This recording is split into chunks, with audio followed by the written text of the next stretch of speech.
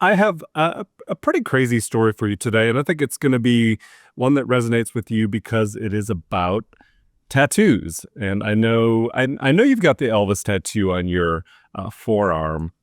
Is that the only tattoo you have? You have a bunch, don't you? Yeah, I've got a couple. Right, I've got I guess five tattoos, Okay. five or six. What was the first one that you got, and when? How old were you when you got it? I think as soon as I turned 18, I got a music note on my hand, and that was like, I may not, I may not even have been 18 at the time. Truth be told, I don't think I'm getting anybody in trouble. That tattoo shop is probably long gone. It sounds like something in Myrtle Beach that you did, right? No, no, it was in Maryland. But I'll tell you Okay. the coolest tattoo I have is one on my back, the back of my neck, which I got in Thailand, on this little island, Koh Phi Phi. And it was like the whole process of like wrapping a thing with gold thread, and they did it by hand.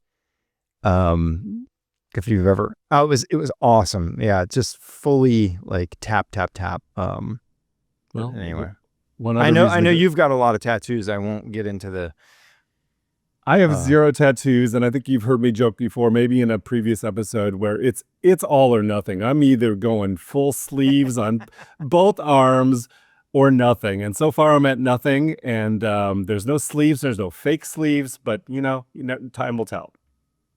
I So, doubt that. yeah.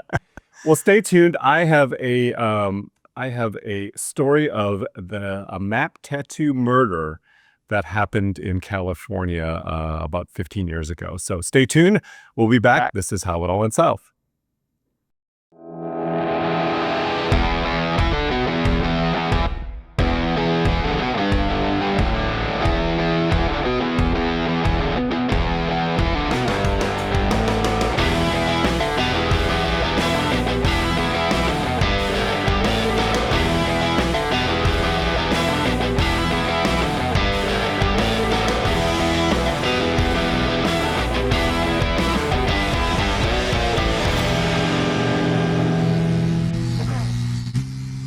So imagine being so proud of a murder, you tattoo the entire crime scene on your chest. A liquor store, Christmas lights, a street sign, even the victim drawn as a peanut, the gang's insult for their rivals. For 4 years, police had no suspect until one detective looked at the tattoo and realized he was staring at a confession in ink. And the man wearing it, he couldn't stop bragging about it. This is the map tattoo murder of Anthony Garcia. Never heard of that? That's pretty way. It has signals of the movie Memento, but maybe in a different curve. Yeah, it's wild. I never heard of that. Yeah. It's just like, again, why people ever will. It's like it's like stabbing someone to death, and then like wearing the knife on your arm, like in an armband. It's just like, why would you keep any kind of evidence? Yeah, But why I'm why sure stop? this gentleman has a reason. Well, why stop at fingerprints and DNA, but we can just go ahead and tattoo everything on our chest, right? Anthony Chopper Garcia, Chopper, remember that name, Chopper, grew up in a gang culture of Pico Rivera, a suburb of Los Angeles, notorious for turf wars between rival street gangs. Does that ring a bell, that area?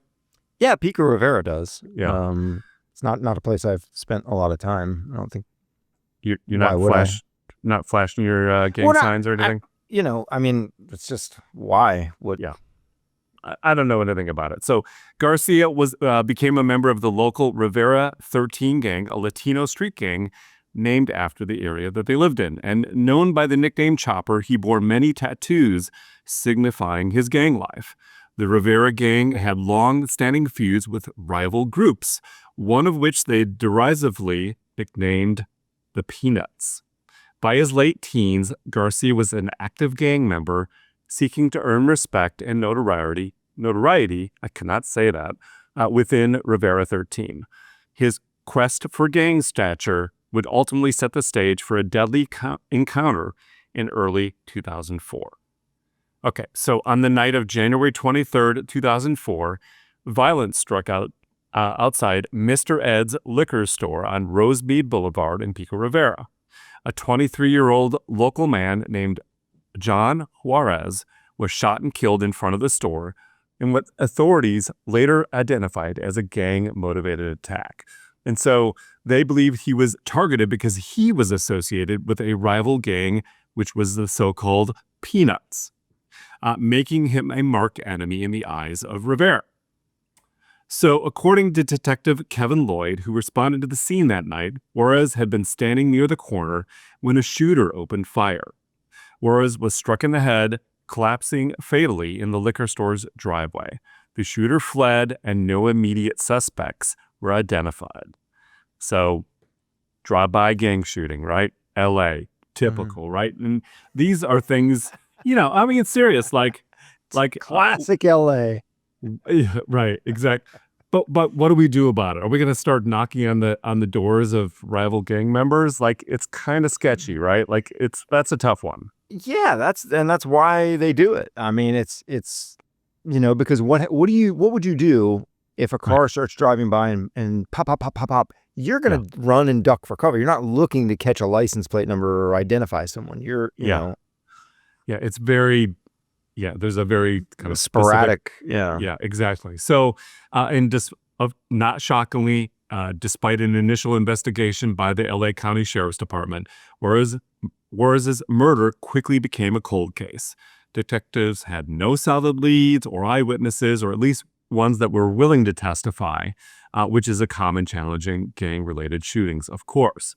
So, this is interesting. Within the Rivera 13 gang, however, the killer's identity was no secret. Garcia had bragged to his fellow gang members about the shooting, considering it a badge of honor. You whack the guy in the other gang and you get a little cred, street cred, of course.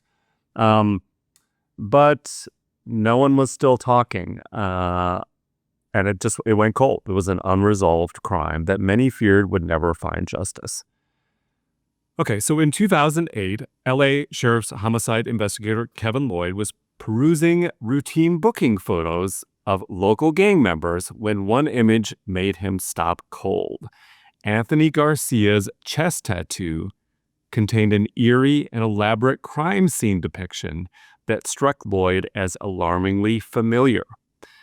The tattoo showed the facade of a liquor store with a line of Christmas lights along its roof, a distinctive bent street lamp out front, and a street sign nearby. In the ink design, a figure symbolized by a peanut-shaped man was being hit by bullets falling in front of the store.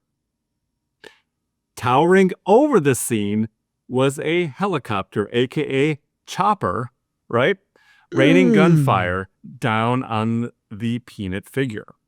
Emblazoned above everything were the words Rivera kills, an unmistakable reference to the Rivera 13 gang's name and violent creed. I have to think when this guy was putting that tattoo together, like telling the guy, he was like, I want to say proud of his artistic, his creative juices were flowing. The ultimate gusto of like, I'm going to brag about this. Like, I'm important. Even the bent street lamp. That's, you really are giving yourself away at that point. Like, you're putting identifying things in there. Like, you're not hiding from it at that point. And the chopper part is crazy to me. Like, there was no helicopter shooting down bullets, but his name was Chopper. Like, he's like, I'm going to go one more than being like really specific with the liquor store. I'm going to show a chopper shooting bullets out of, hitting this guy. So Chopper did it. And he had essentially confessed through the tattoo of the murder right on his own body. And Detective Lloyd later called it a crime scene sketch and a confession in ink. So, stunned by the discovery, Sergeant Lloyd pulled out the cold case file and revisited the crime scene photographs. He even drove to the location of Mr. Ed's liquor store to double-check the layout against the tattoo's artwork. Just want to make sure, right? Yep. No, serious. There's the bent street lamp. Yeah. There's no helicopter. It's not the same thing, right? So the correspondence was undeniable. Garcia's tattoo was a map of the murder scene, preserving the night of January 23rd, 2004 in grim detail on his chest. And so Lloyd and his colleagues decided it was time to reopen the Juarez case. It was time to relook at it again. So they quietly tracked Garcia, Chopper, to a relative's home in a nearby town in California. And on October 2008, they moved to make an arrest.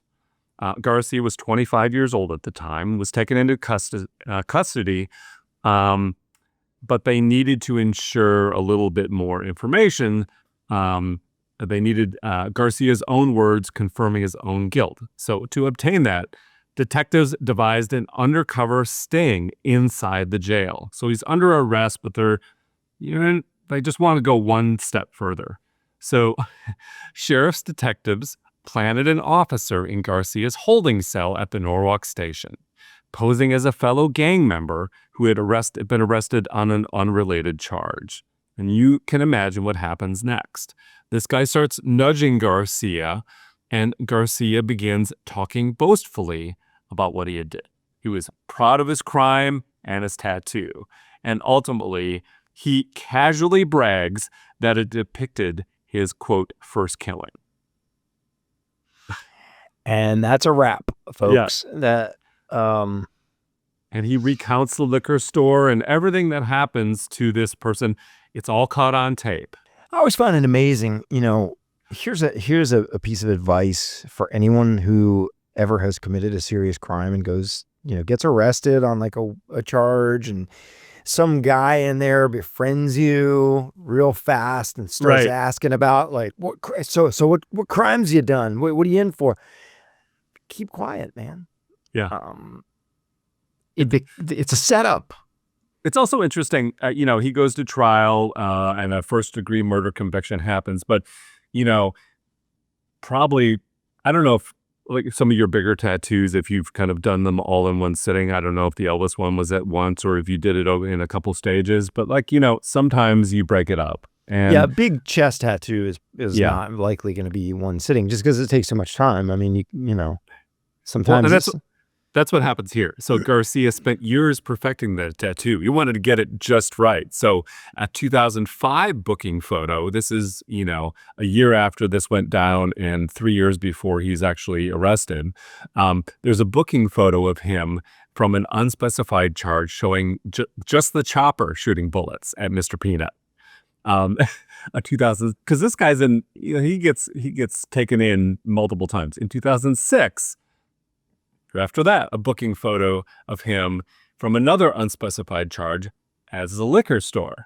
And in 2008, a booking photo from the suspended license charge shows the complete scene. So he worked a couple years to kind of perfect this, right? Yeah.